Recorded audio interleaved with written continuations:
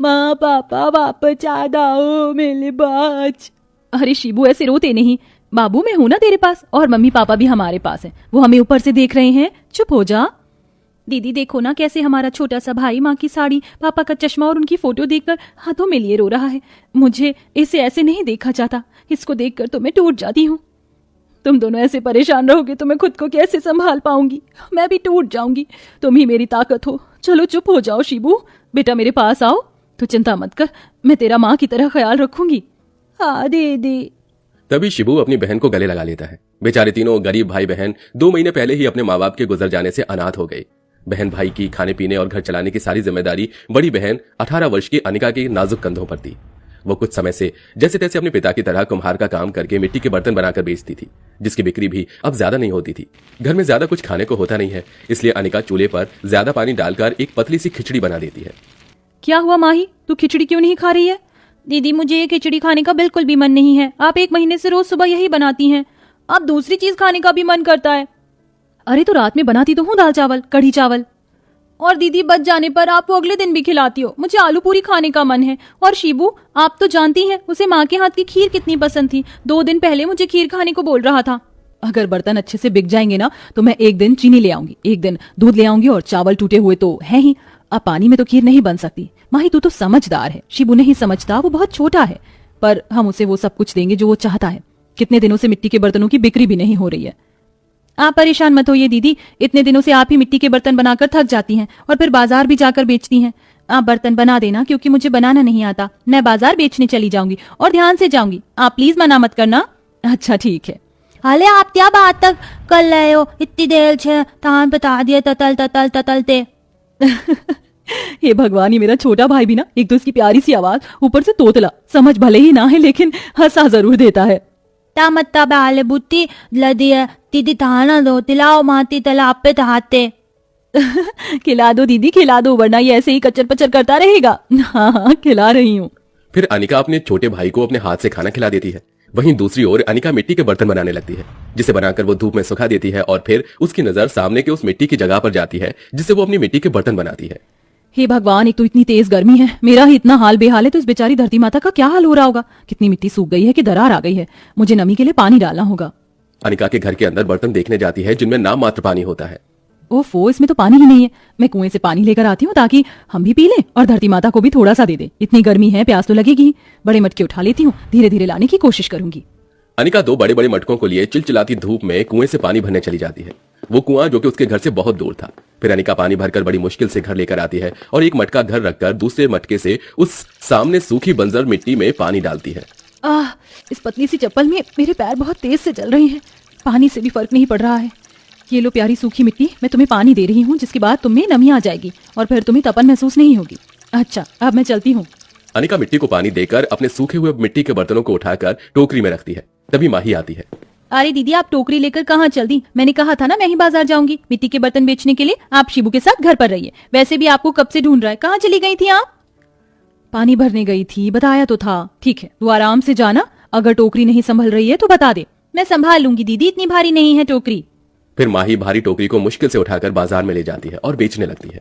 बर्तन ले लीजिए, बर्तन, मिट्टी के सुंदर सुंदर बर्तन ले लीजिए, सिर्फ 40 रुपए 40 रुपए। काकी बर्तन ले लो ना। अरे नहीं मुझे ये बर्तन नहीं लेने, अब मेरे पास स्टील के बर्तन हैं, गांव में बिकने लग गए हैं और ये टूट भी तो जाते हैं।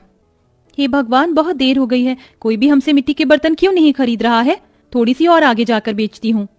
माही मिट्टी के बर्तन की टोकरी बाजार में और अंदर ले जाती है और बेचने लगती है, जिससे 2 बर्तन कम पैसों में बिक जाते हैं। उन 60 रुपए से वो रात का खाना बनाने की सब्जी चावल ले आती है। ऐसे ही हफ्ते गुजर जाते हैं। माही के रोज बाजार में मिट्टी के बर्तन बेचने पर भी मुश्किल से 1 या 2 ही बिकते थे। वहीं दूसरी ओर अनिका उसी सूखी मिट्टी में रोज पानी देती थी। अब अगले दिन खाने को कुछ नहीं था, जिसमें छोटे भाई को बहुत भूख लगती है। दीदी मुझे बहुत भूख लगी है, पेट में हुई हुई होली है, खाना दे दो तुझ तो, आपने थील भी नहीं बनाई। भाई थोड़ी दिन और रुक जा, मेरे को खीर वाला सामान नहीं मिला बाबू, दुकान पर कोई दे ही नहीं रहा, अभी वो वाला सामान खत्म हो गया है। हाँ बाबू थोड़ी दिन और रुक जा, दीदी मैं किसी से खाना मांग कर लाती हूँ, अब तो हम पर पैसे भी नहीं है, ना घर में कुछ और दाना पानी, और आटा भी खत्म है। मुझसे मटकी भी फूट गई इतनी गर्मी में, मटकी के पानी से भी प्यास नहीं बुझती। अब परेशानियां तो हैं, लेकिन हम अनाथ बच्चों की जिंदगी अब बस यूं ही रहेगी। मैं आज मिट्टी के गमले बनाऊंगी, बर्तन तो बिक नहीं रहे हैं। अनिका रोते हुए उसी जगह से मिट्टी लेने जाती है जिसमें वो इतने दिनों से पानी दे रही थी, और माही अपने भाई के लिए खाना लेने जाती है तो आस पड़ोस के लोग भी उन्हें दुत्कार देते हैं। माही वापस आकर अनिका को सब कुछ बताती है, जिससे उसे और रोना आता है और उसके आंसू इस धरती माता पर गिर पड़ते हैं कि धरती माता मुस्कुरा कर कहती है, पुत्री, अब तक तो तुम मुझे रोज दूर के कुएं से पैर जलाकर पानी से सींच रही थी, पर आज तुमने अपने उदास मन के साथ अपने अश्रुओं से मुझे नम कर दिया।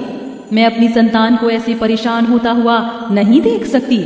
मैं तुमसे बहुत प्रसन्न हूँ कि इतनी गर्मी में भी तुमने मेरा ख्याल रखा, मुझे रोज पानी दिया। इतनी गर्मी में तो कोई इंसान भी किसी की प्यास नहीं बुझाता, पर तुमने मुझे रोज पानी देकर बिल्कुल सूखने नहीं दिया। इसलिए मेरा फर्ज बनता है कि अब तुम खुश रहो। मैं तुम्हें जादुई 3 बर्तन देती हूँ।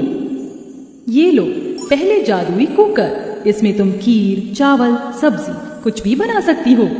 दूसरा है आटे का बर्तन, इस आटे के बर्तन से कभी आटा खत्म नहीं होगा। और तीसरा जादुई बर्तन क्या होगा धरती माँ? तीसरा जादुई बर्तन है ये मिट्टी का मटका, जो तुम्हारे कहने पर एक बहुत बड़ा मटका बन जाएगा, और इसमें से ठंडी शरबत, किसी भी प्रकार की या ठंडा पानी कुछ भी आ जाएगा, और तुम अपनी प्यास बुझा पाओगे, और इसमें से मिट्टी के ढेर सारे मटके भी निकाल सकती हो। अरे वाह धरती माता, मुझे लगता है हम अनाथ को एक प्यारी सी माँ मिल गई है, जो अपने बच्चों के खाने पीने हर चीज की पूर्ति कर रही है।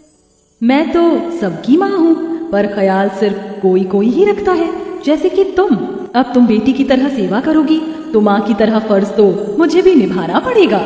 इन जादुई बर्तन से कुछ भी चाहिए हो तो कह देना।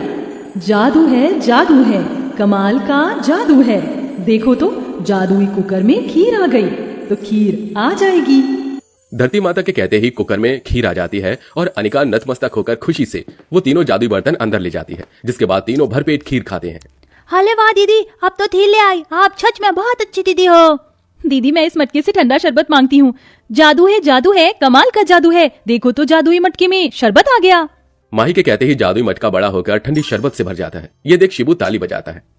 अरे वाह, ये जादू कैसे हुआ दीदी? भगवान जी ने जादू दिया है शिबू। कचौड़ी खाने का मन कर रहा है, क्यों ना जादू आटे के बर्तन और कुकर से ही कह दूं। जादू है, कमाल का जादू है। देखो तो, इन दोनों जादुई बर्तन से कैसे कचौड़ी का सामान मिल गया। फिर आटे के बर्तन से ढेर सारा आटा और कुकर से उबले हुए मसाले वाले आलू आ जाते हैं, जिसकी अनिका कढ़ाई में गरम गरम कचौड़ी बनाकर निकाल देती है, जिसके बाद सारे भाई बहन उसे खाते हैं। अरे वाह, ये तो सच में कमाल के जादुई बर्तन दे दिए हमारी धरती माता ने। अब हमें परेशान होने की कोई जरूरत नहीं है, हमें खाना इनसे ही मिल जाएगा। अरे, धरती माता ने कहा था कि वो बहुत सारे मिट्टी के मटके भी देगा। एक बार मांग लेती हूँ, उन्हीं को बेचूंगी। जादू है, कमाल का जादू है। जादुई मटके से ढेर सारे मटके जो मिल गए। तभी जादुई रोशनी में उसी बड़े से मटके में से ढेर सारे मटके बाहर आते हैं, जो कि बहुत सुंदर थे। इन्हें बेचकर उनका व्यापार चलने लगता है, क्योंकि जादुई मटका होने की वजह से वो ठंडक ज्यादा देते थे, इसलिए ज्यादा बिकते थे। और अब तीनों भाई बहन नए कपड़े, चप्पल और किताब लाकर खुशी खुशी रहते हैं, और खाने की जरूरत पूरी वो 3 जादुई बर्तन कर दिया करते हैं।